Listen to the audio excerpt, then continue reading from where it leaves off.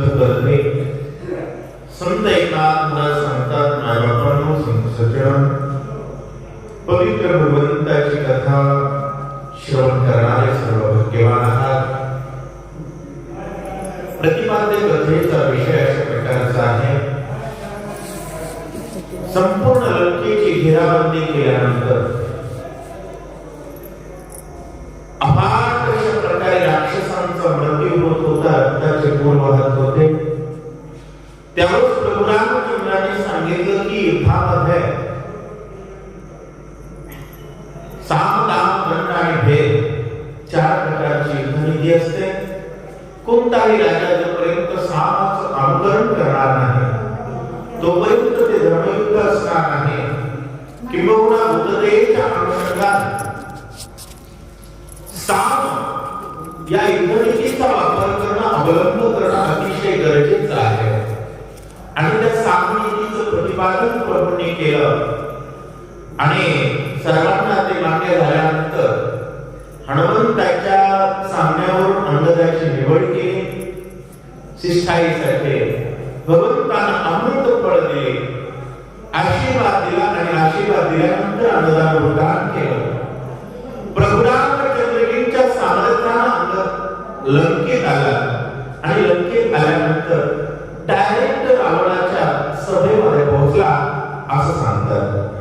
रावण सभे पुढे जाणारे अंगदाचे उडाण, तेने दशकला दशानन कंपायमान भयभीत.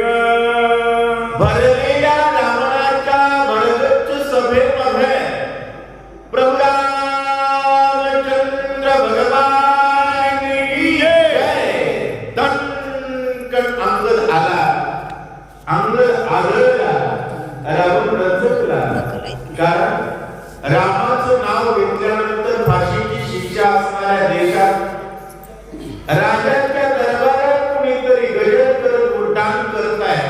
राक्षस दचकले, रावण घाबरला. काय होत आहे?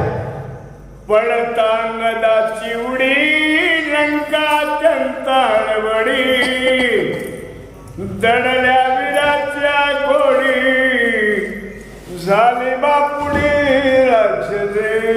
अंगदाची उड्डाण आल्याबरोबर त्या ठिकाणी राक्षस दचकलेली राक्षस म्हणतायत, आता आपण वाचणार नाही. शेपूटवाला आलाय, जय श्रीराम वाला गावात आलाय. खुर्चीवर बसणारी राक्षस खुर्ची खाली लपू लागले. मला कोणी पोत्यात लपतंय, कोणी एकमेकांच्या मागे लपताय. आता आपण वाचतच नाही, हा विश्वास राक्षसांमध्ये आहे. करावया वग्याचा घात, पुढत आला रे हनुमंत.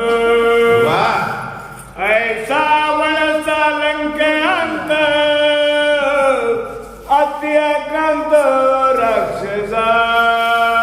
अरे म्हणले गाव जाळलेलं माकड पुणाला.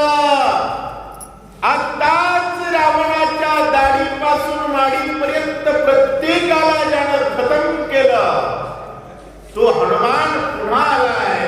आता मात्र कोणाची उरणार नाही. अशा प्रकारची एक चर्चा लंकेत आहे. कप्पी भय भयभीता, रावण सभाप समस्त.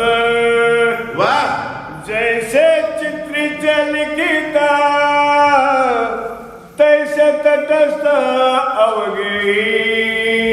कपी भये, बजरंग बलीने इतका मार दिला होता, वानर बघितलं की राक्षस उष्णत होते. महाराज दणकन अंगदाचं उड्डाण बघितलं, राक्षस घाबरले. आणि नाथ महाराज सांगतात, आपल्याकडे एक म्हण आहे बघा, राग आला की माणूस काय म्हणतात, थापीलाच लावेल, बरोबर, भीतीलाच चिटकेल. तशा प्रकारे नाथ महाराज सांगतात, अंगदाच्या भीतीनं प्रत्येक राक्षस जणू काही असा भिंतीला चिटकिलेल्या नावासारखा शांत आहे.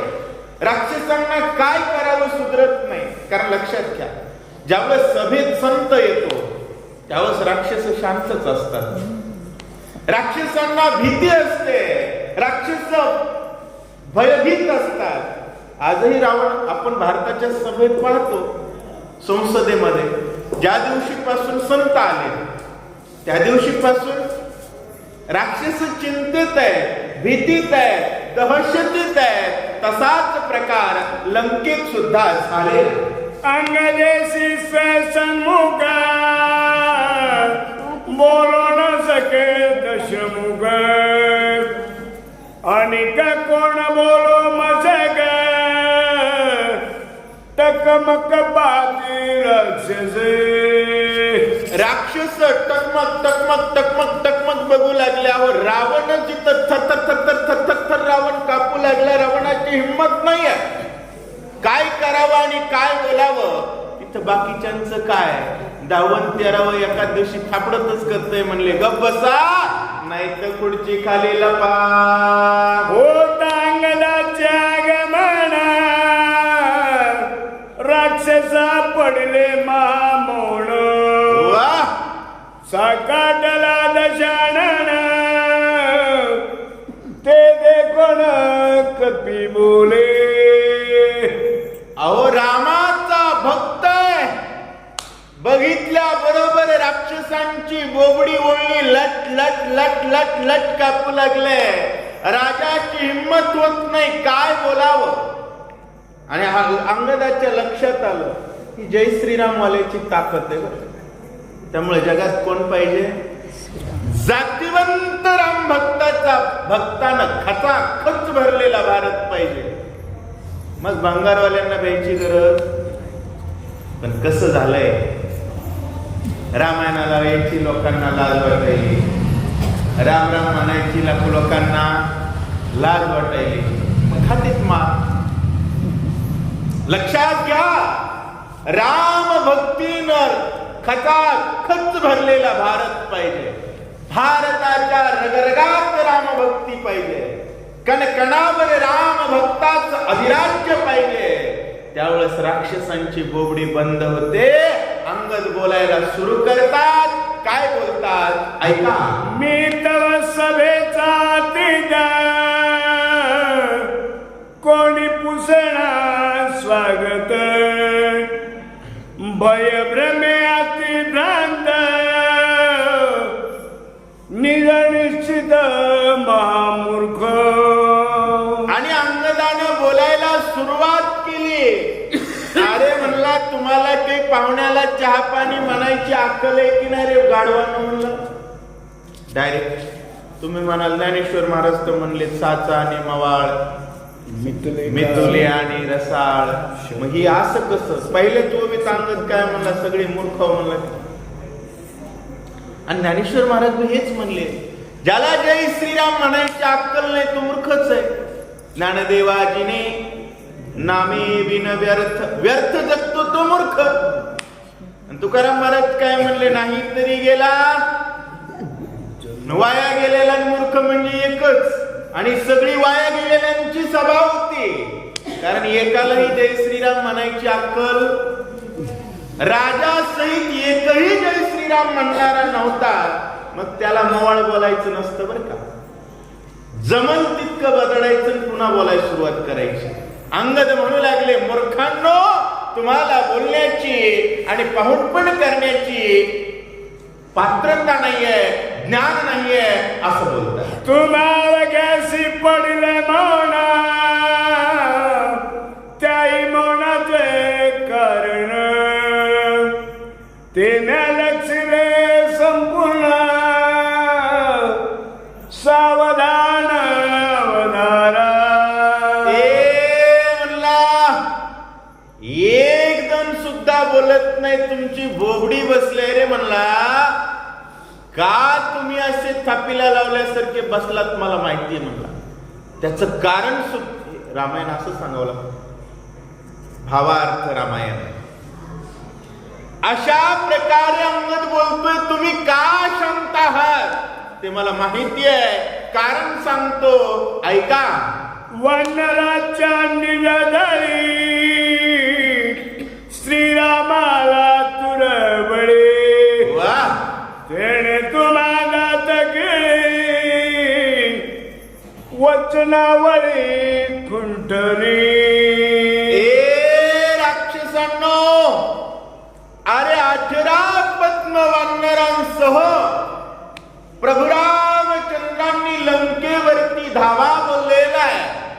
संपूर्ण लंकेला वेढा टाकलेला आहे.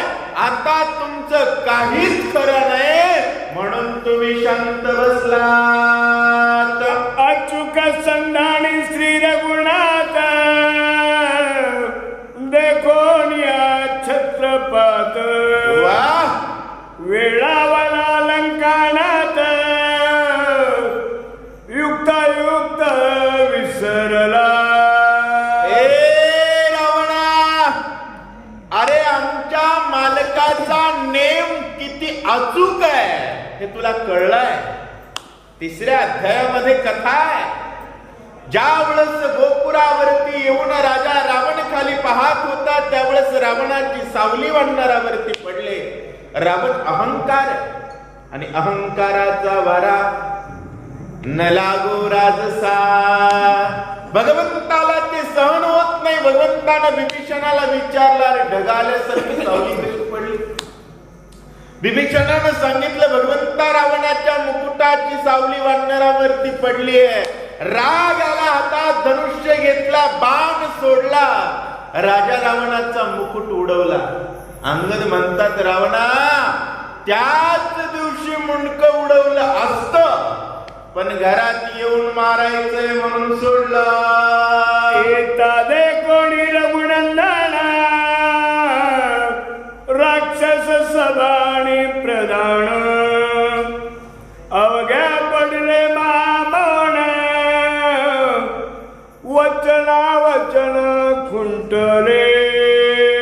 होय, रामाचा भक्त सत्तेत आहे तर पाकिस्तान इतकं भ्यायले.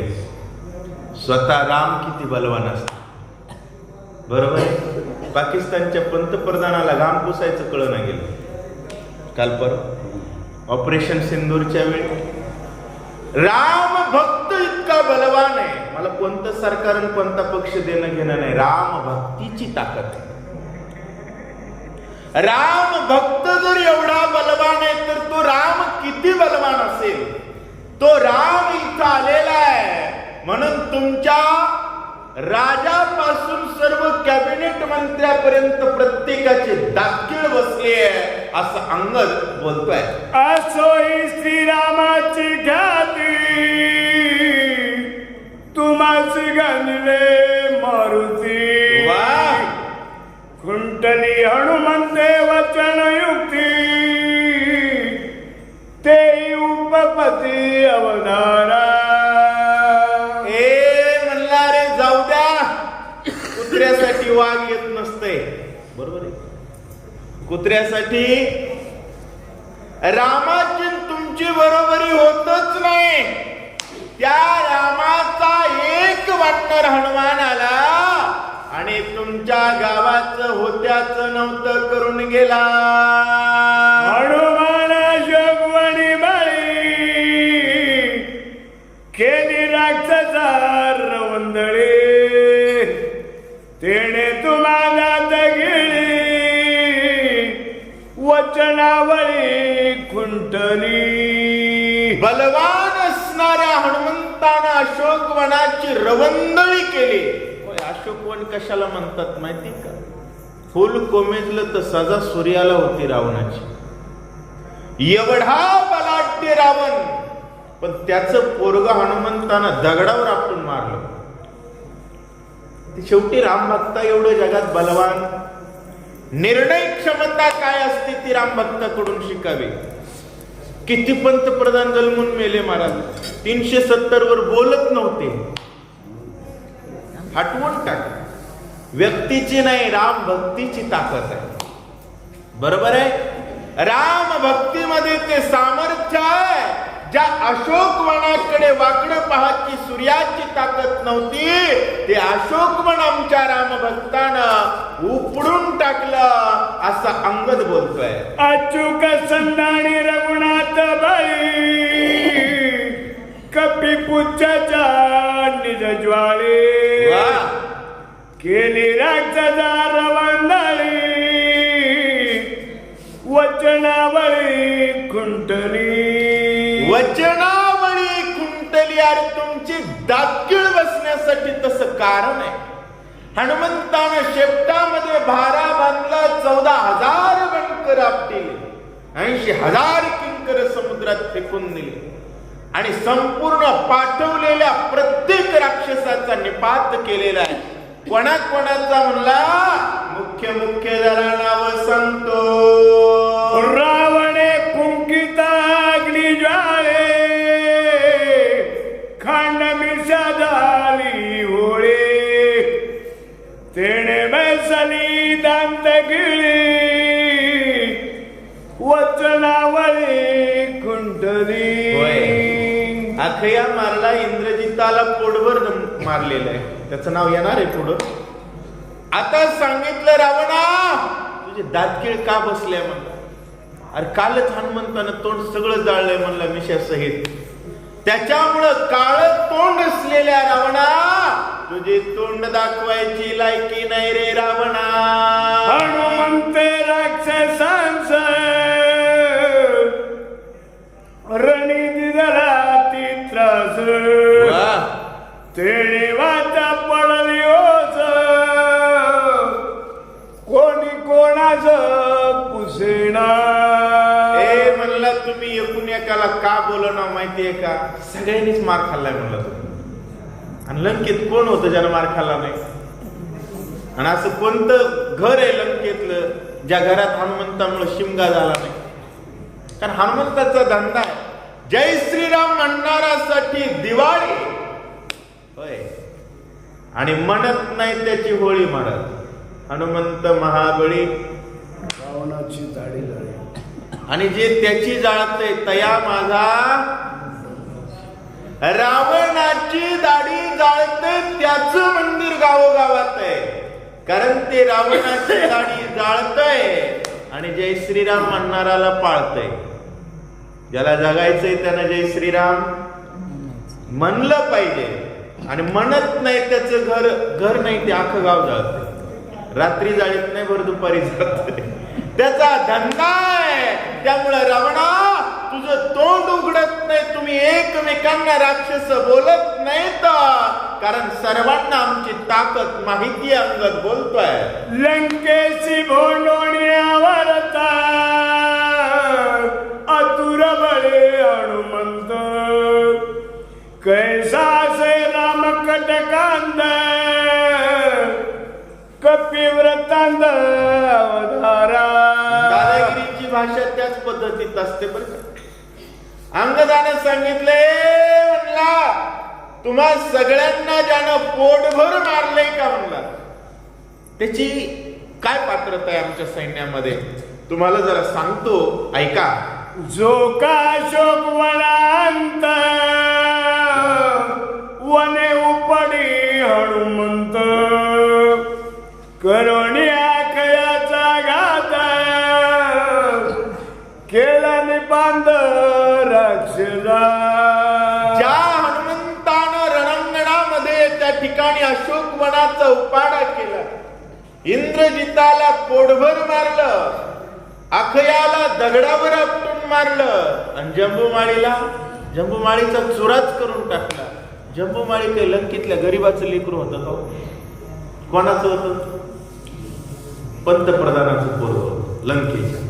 आधी आपटून मारलं. दुसऱ्यांदा अखिया कुमार राजाचं पोरग होतं. गरीबाची नाही मारले, गरीबाचेही सोडले नाही.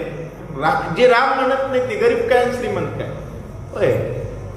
दसकट चांगलं बी जाळायचं असते, कुजलेलं बी जाळायचं असते. शेवटी दसकट ते दसकटच आहे. हनुमंतानं पाण्यातली लेकरसही जाळले होते माहितीच तो.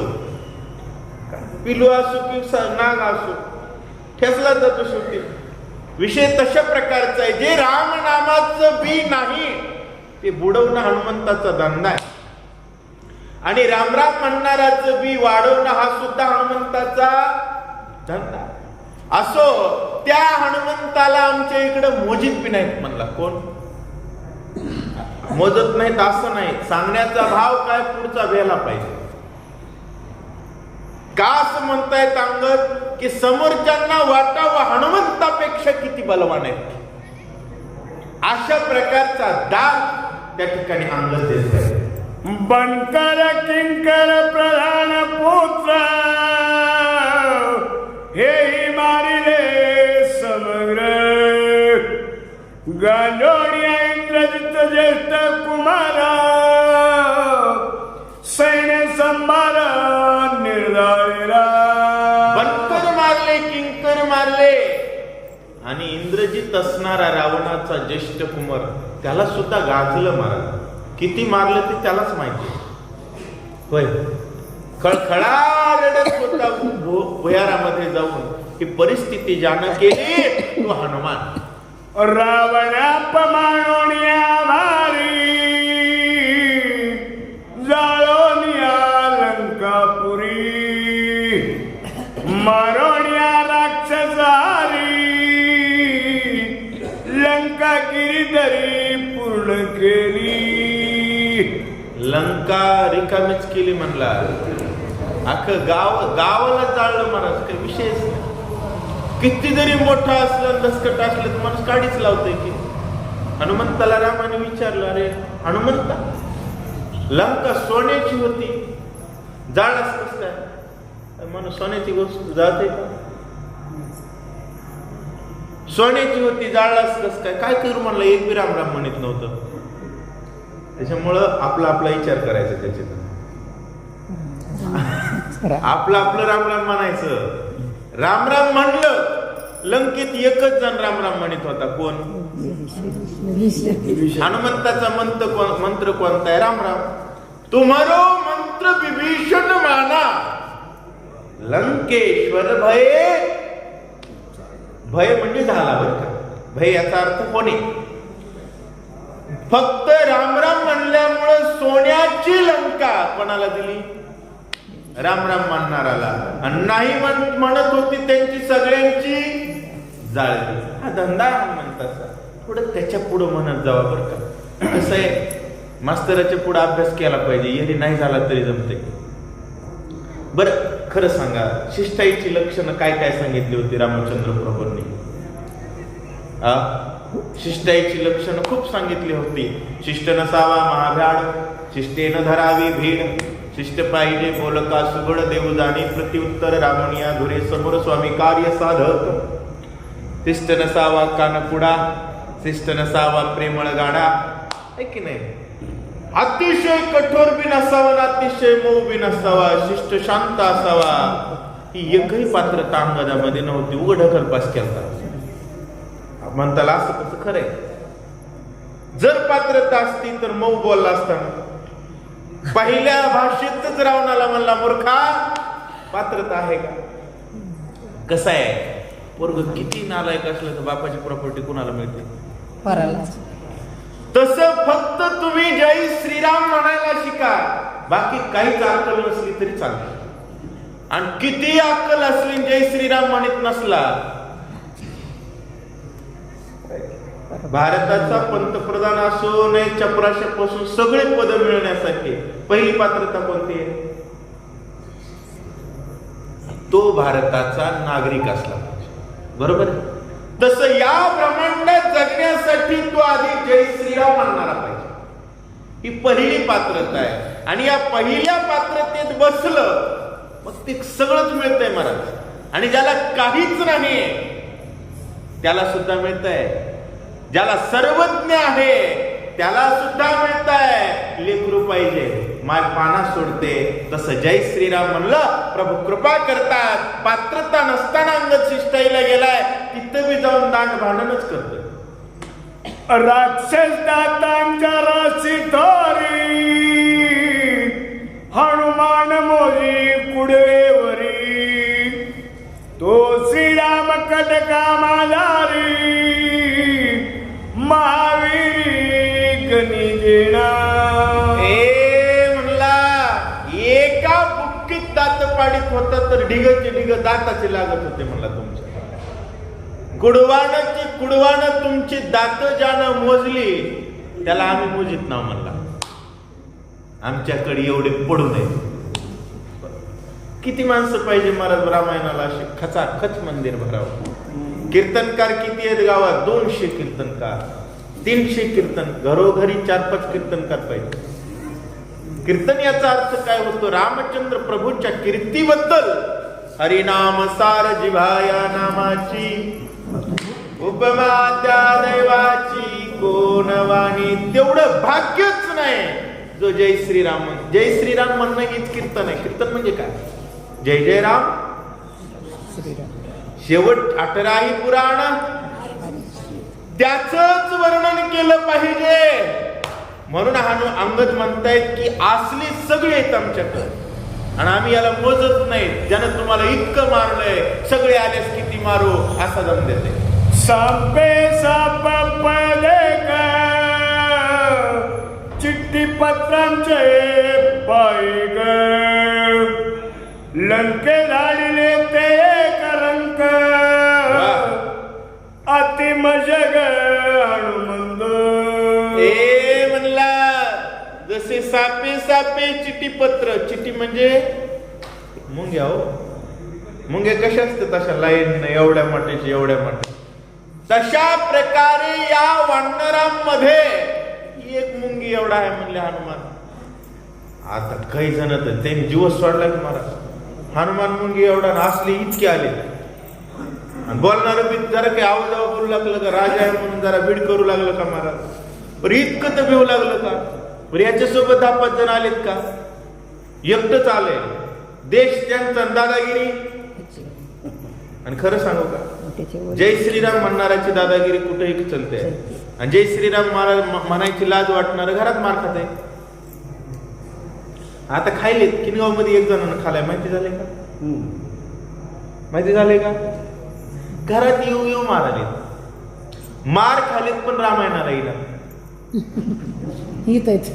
पायाकडून आल्याची लक्षण आहेत. शपथ सांगतो समाज राम आणि रामायणाशिवाय जगू शकत नाही. ज्ञानेश्वर महाराज सांगतात जळचरा जळ सांडे तत्क्षणी मरण मांडे स्वधर्म तेने पाडे विसंबो नये. माशानं पाणी विसरायचं नाही आणि माणसानं राम विसरायचं नाही.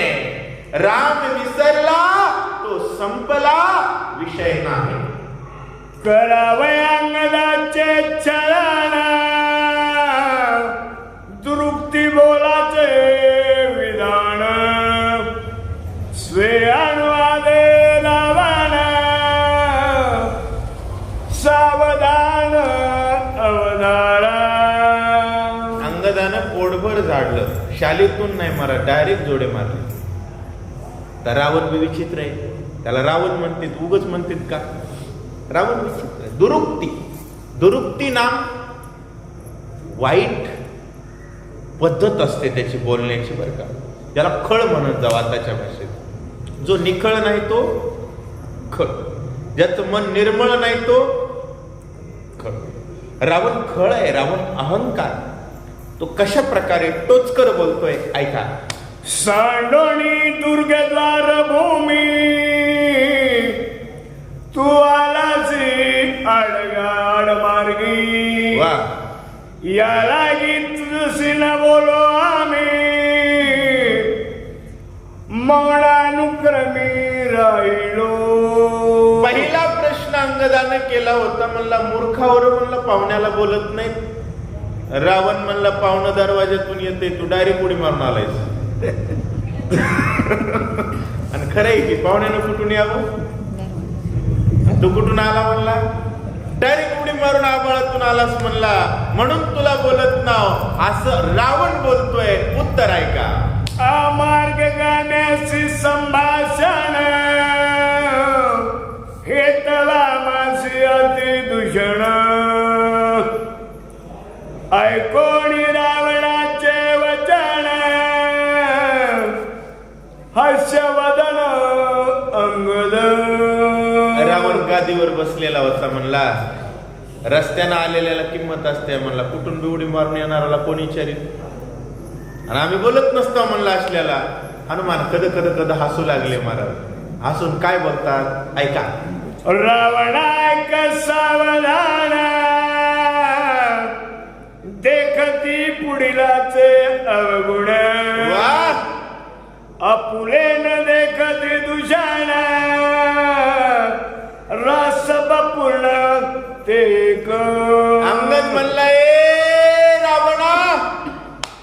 दुसऱ्याचे दोष काढतय आणि आपलं झाकून ठेवतंय. त्याला आमच्या भाषेत गाढव म्हणतात, म्हणला गाढव. आणि रावणा नंबर 1 चा गाढव होतोय. लक्षात घ्या, सगळा मिलिटरी फोर्स रावणाचा आहे, देश रावणाचा आहे, राजा गादीवर आहे. आणि अंगद म्हणू लागला नंबर 1 चा गाढव.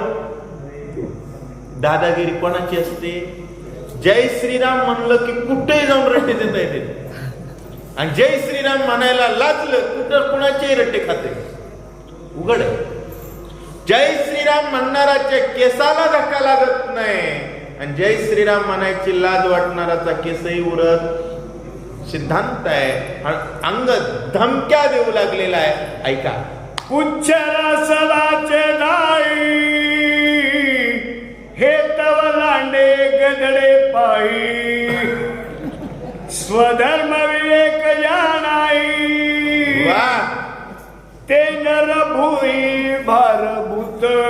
अंगद म्हणलाय रावणा, अरे तुला गाढव म्हणून मला गाढवाचा अपमान करायचा नाही. म्हणून बिना शब्दाच्या गाढवा शब्दनाथ महाराजांनी क्लिअर वापरलाय. ऐकून घ्या, मी सांगणार नाही कारण काही जणांना कळला असेल. रावणा नंबर 1 चा गाढव आहेस म्हणले तू.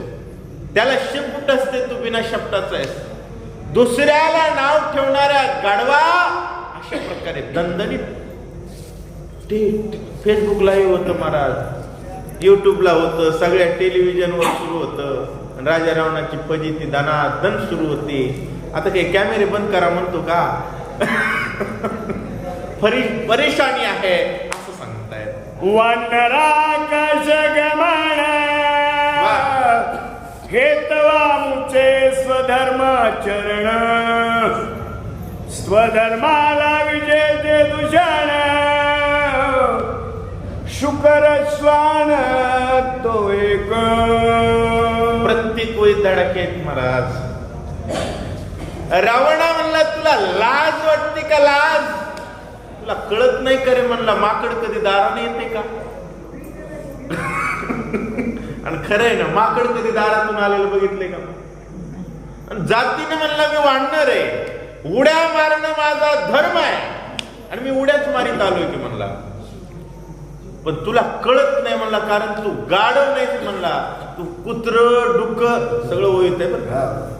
कुत्रे डुकरे म्हणलं तू नंबर 1 चा गाढव आहे की रे. कशाला बसला सिंहासनावर? अशा प्रकारे बोल. मुख्य धर्म तस्कर पण तेही परद्वारा हरण खतेला पापी तू रावण काळे वदन तिणी लोकी. एक काळ्या तोंडाच्या अरे पहिल्या नंबरचं पाप म्हणजे परस्त्रीची चोरी कर. लाज वाटत नाही म्हणला मूर्खा. दुसऱ्याची बाई चोरून येणारा मला सांगायलाय का दारातून यावं का कुठून यावं ते? खरंय आताही आपल्याला कळतंय पण आपली हिंमत होत नाही. का होत नाही? ताकद नाही आपली रामराम म्हणायची, रामायणाला याची. महाराज गाव अशी 400-500 माणसं रामायणाला पाहिजे. त्याला भारत म्हणतात. 200-400 गावात एका गावात रामायण सुरू आहे. आपल्या इकडं बरं आहे, हे साधू संतांचा एरिया आहे बरं का. मोतीराम महाराज, मारुतराव महाराज, गोविंदबुवा महाराज, तिथं आपले संत आहेत. प्रत्येक गावात संत आहेत म्हणून आपला एरिया बरा आहे. जर 50 किलोमीटर पुढे गेलं की सब शेत पडीकच आहे. वर्षाचा सप्ताह सोडला तर काहीच होत नाही काही गावांमध्ये.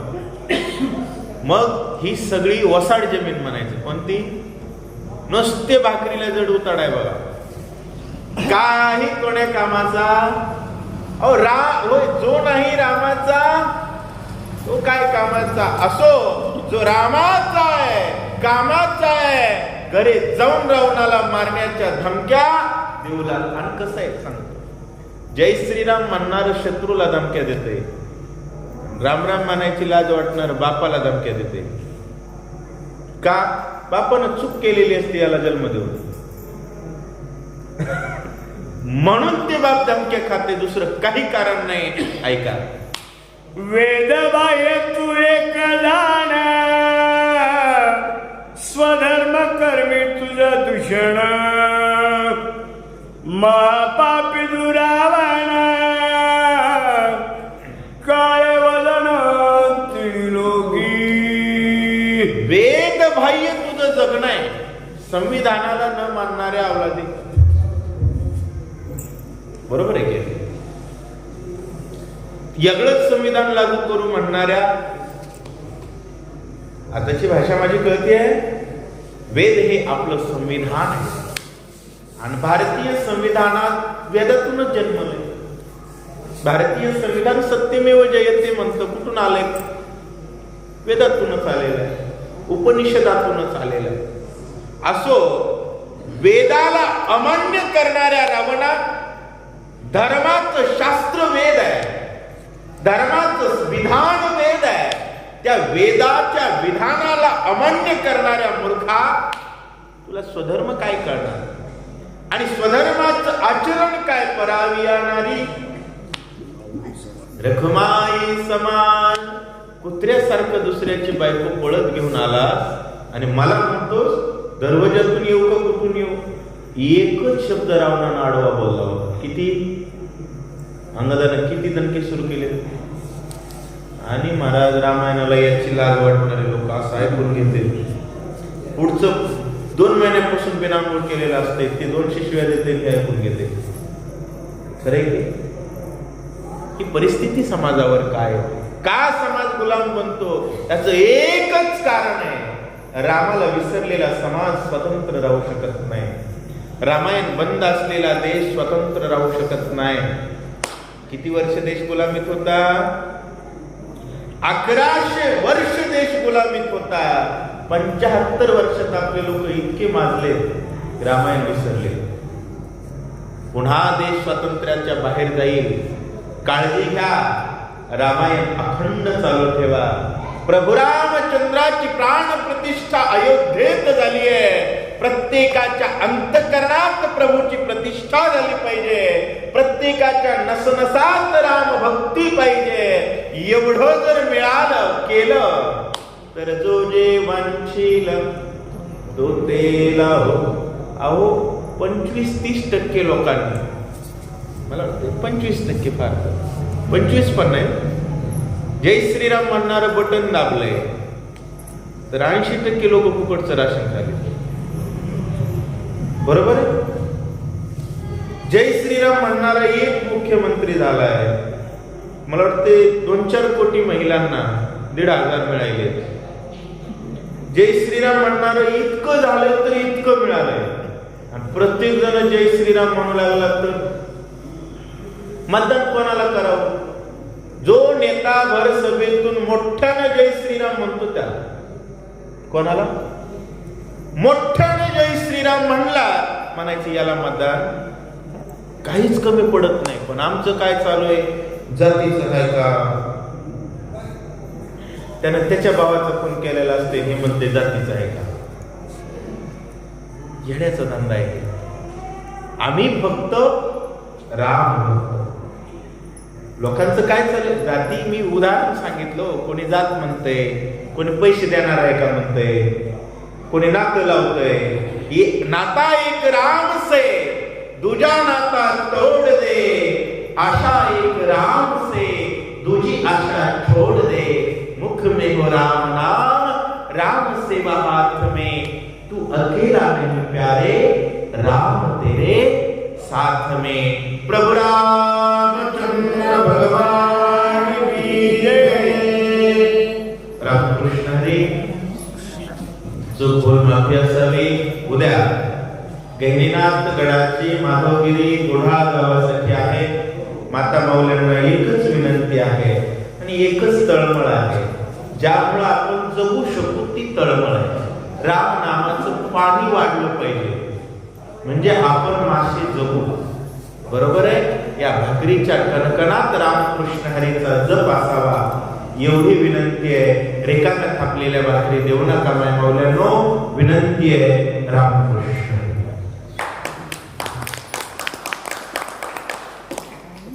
जय श्रीराम. संवाद राम.